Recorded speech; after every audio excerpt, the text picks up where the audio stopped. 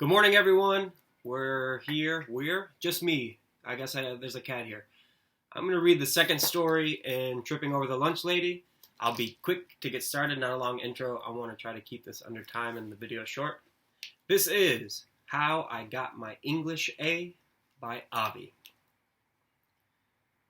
People that spell well and have good grammar are mostly freaks. I know that for sure. Stop and think of all the people you know. How many good spellers are there? Not so many. As for grammar, I have one at home, my mother's ma, who I do truly love. So why another grammar at school? Do I make my point? You bet. Better even, I'll tell a story.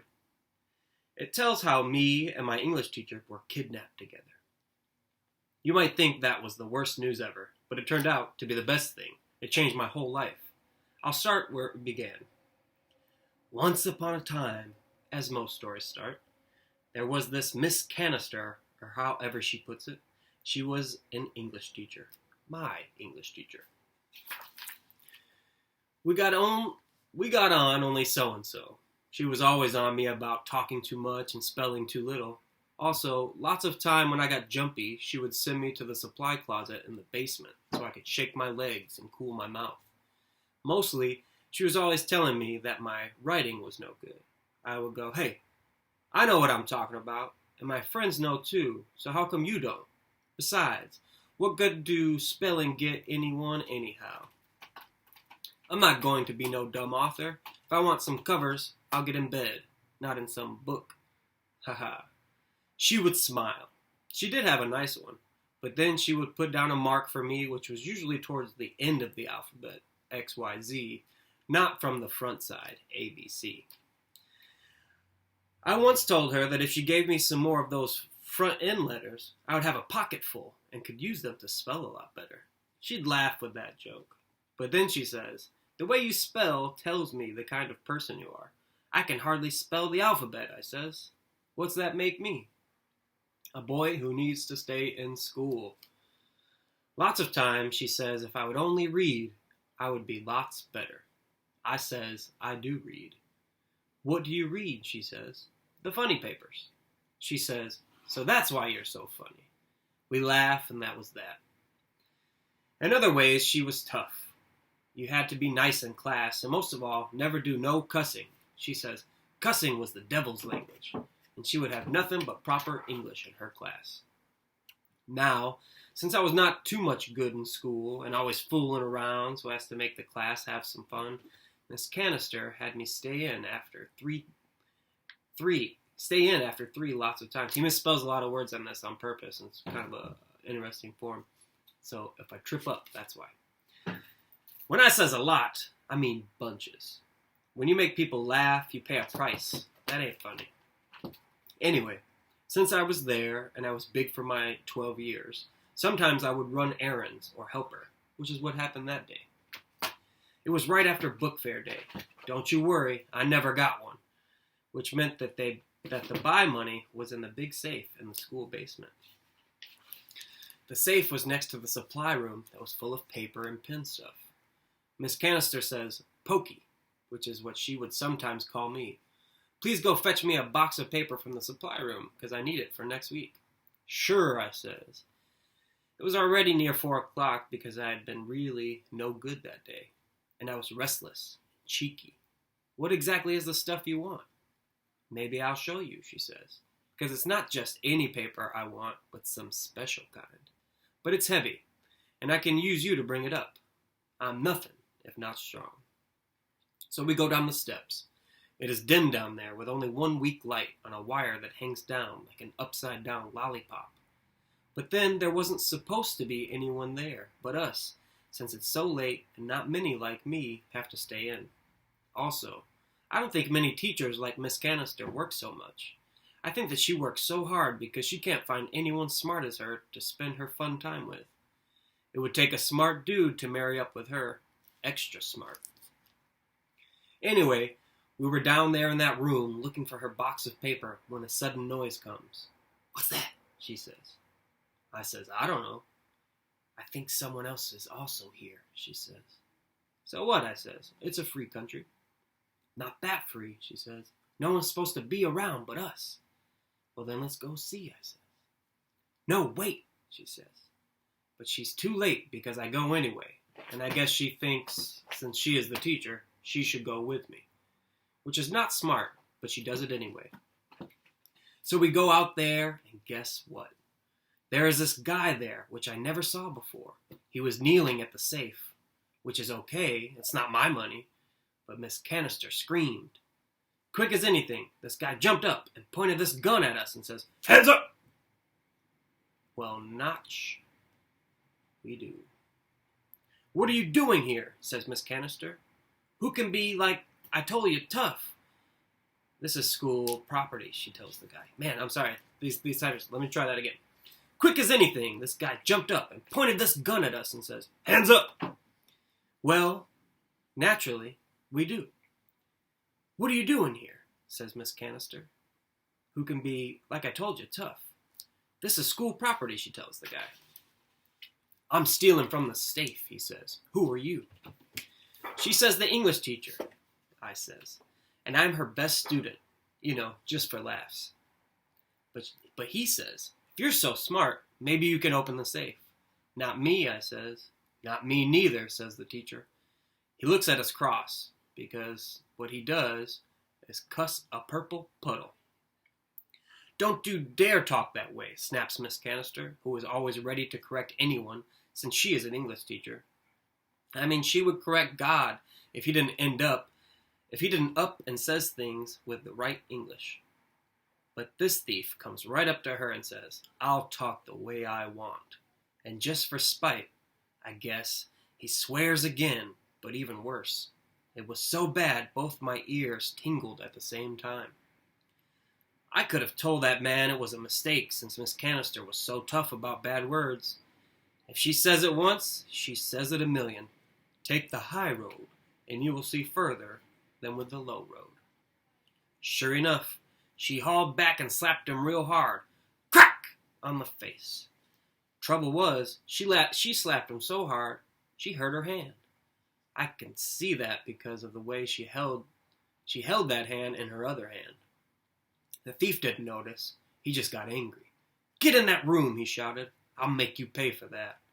With that gun of his, he got us to go back to the supply room. When we do, he says, "You'll stay in there till I let you out.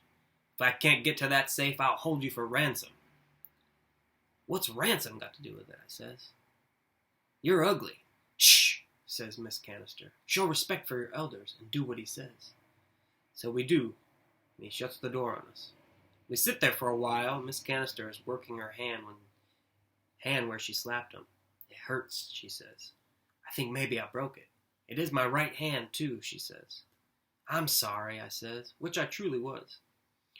Well, after a while, the thief with the gun comes back and says, "I can't open the safe. Write a ransom note, and I'll get money that way." "My hand is broke," says Miss Canister. "I can't write." "Well," he says, "let your favorite student write it." "Who, me?" I pointed to myself. "Yes, you." "I don't write too good," I says. "Don't give me that," he yells. "Write it." "Better try," says Miss Canister.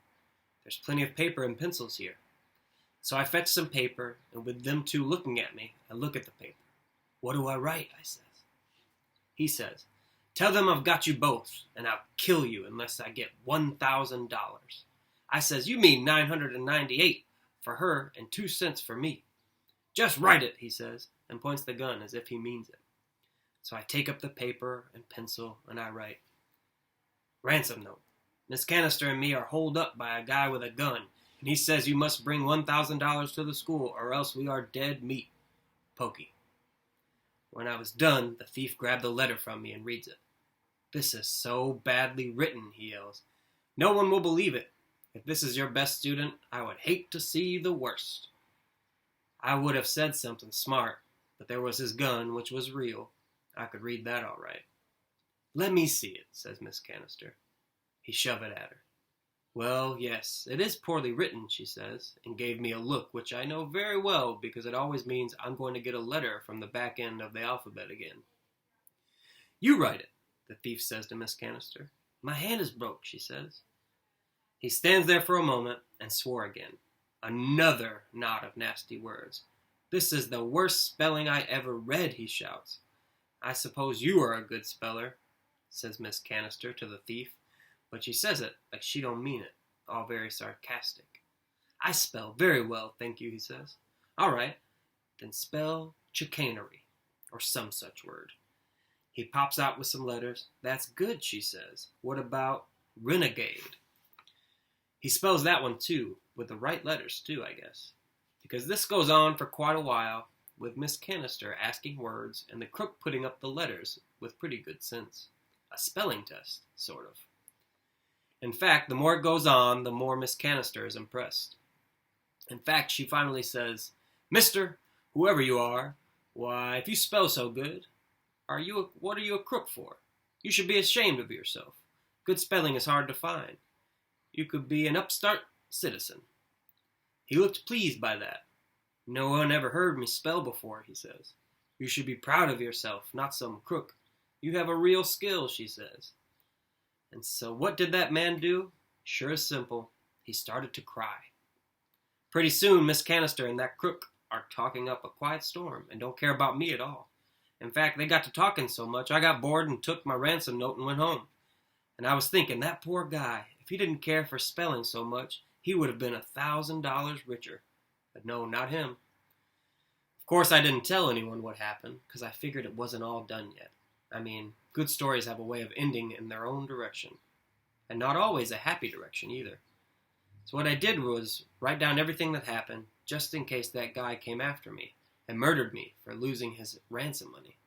I mean, I wanted people to know my being killed was not my fault, just my spelling.